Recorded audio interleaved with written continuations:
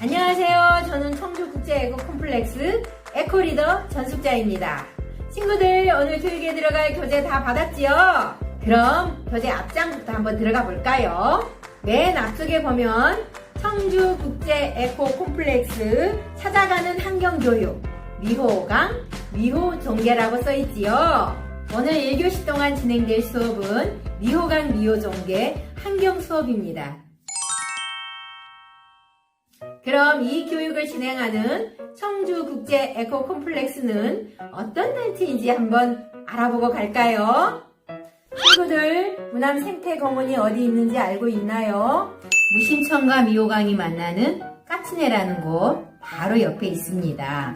하루에도 버스가 몇 번 안 다니는 이곳에 왜 환경교육기관을 세웠을까요?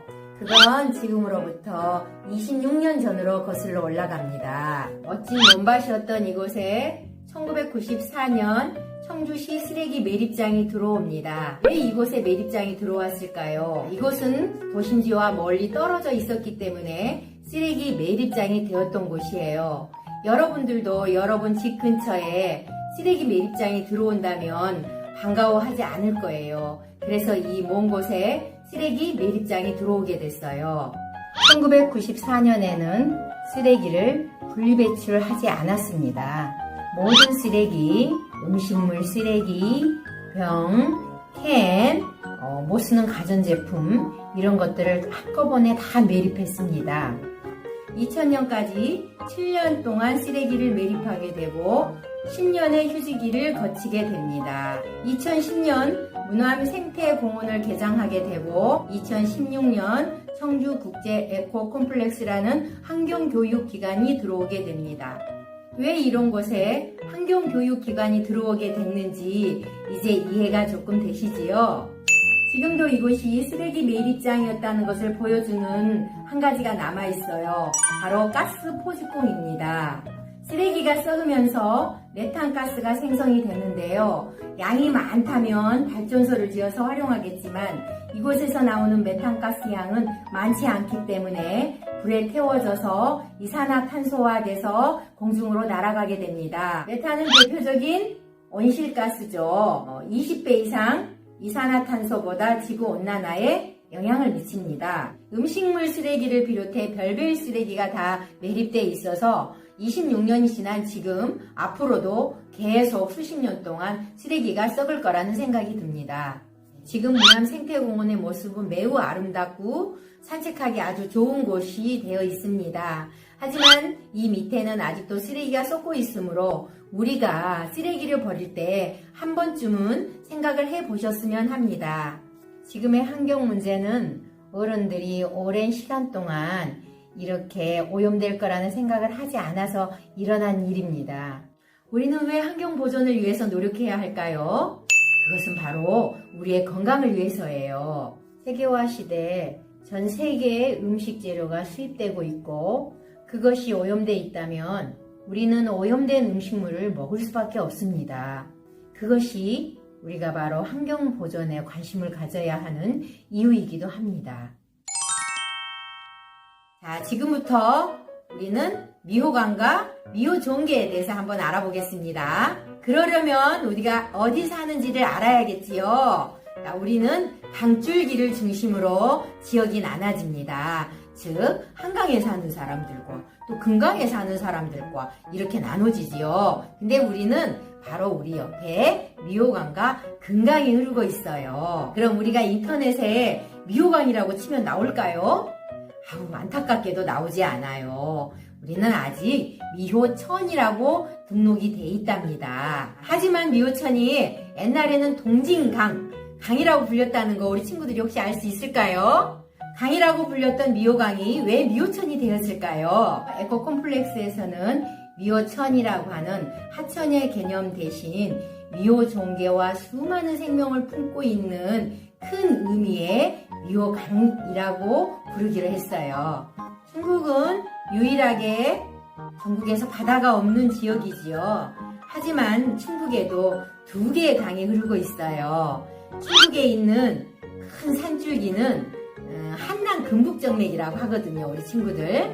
그 중에서 한남, 즉 한강의 남쪽, 금북, 금강의 북쪽을 뜻하기도 해요. 그래서 우리 충북에도 한강으로 가는 물과 금강으로 가는 강이 동시에 흐르고 있어요.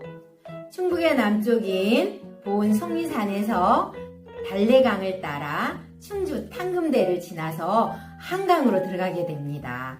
그리고 한강은 음성에서 발원한 미호천입니다. 미호천은 청주, 세종을 지나서 금강과 합류하게 돼서 서해바다로 나가게 됩니다. 충북의 서편을 길게 흐르는 미호강은 음성 마이산에서 발현하여 진천과 청주를 지나서 세종에서 금강과 합류하게 됩니다. 이곳에 길게 늘어선 미호천은 89.2km로 칠장천, 보강천, 무심천, 조천 등의 많은 지류 하천을 거느리고 아주 큰 강으로서의 규모를 가지고 세종시에서 금강과 합류하게 됩니다.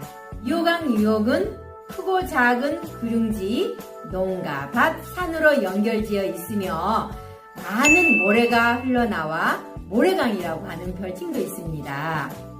수질 정화 기능이 좋은 많은 모래폭 덕분에 천연기념물 미호종계가 살 수 있었던 서식지였으며 지금도 주변의 많은 농경지에 많은 물을 공급해주고 있습니다.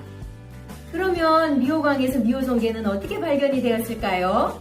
1984년 전북대학교 김익수 교수와 서원대학교 손영목 교수가 미호강에서 최초로 미호종계를 발견하여 국제학계에 보고를 하였답니다. 잉어목, 미꾸리과의 물고기로 미호강의 이름을 따서 미호종계라는 이름을 붙였습니다.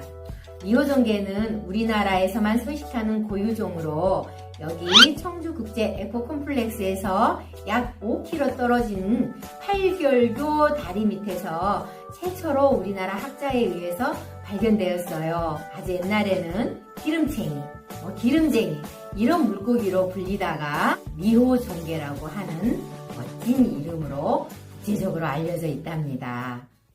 그런데 발견된 지 얼마 되지 않은 미호종계가 천연기념물, 멸종위기 야생생물 1급으로 보호되고 있을까요?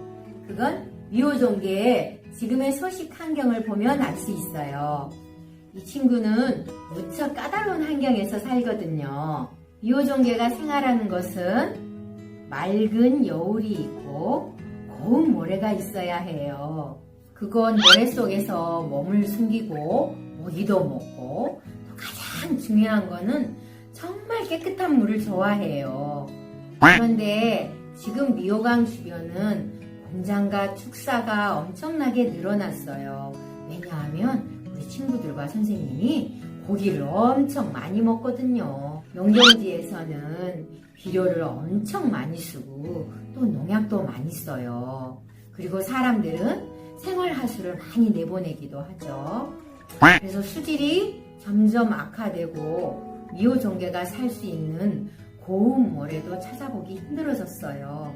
맑은 물과 고운 모래톱이 사라진 미호강에는 더 이상 미호종계가 살 수 없게 되었어요. 현재 약간의 미호종계가 살고 있는 백곡천의 지류도 수질 오염이 악화되면서 미호종계가 살 곳을 점점 잃어가고 있어요. 우리 모두가 적극적인 관심을 가지고 미호종계가 살아갈 수 있도록 조심하지 않으면 미호종계는 영원히 지구상에서 사라질 수 있어요. 여러분, 지금까지는 할머니 선생님과 미호종계 서식지에 대해서 알아봤는데 다음 영상에서는 아주 예쁜 선생님과 함께 미호종계의 특징을 알아보도록 해요. 우리 친구들 안녕!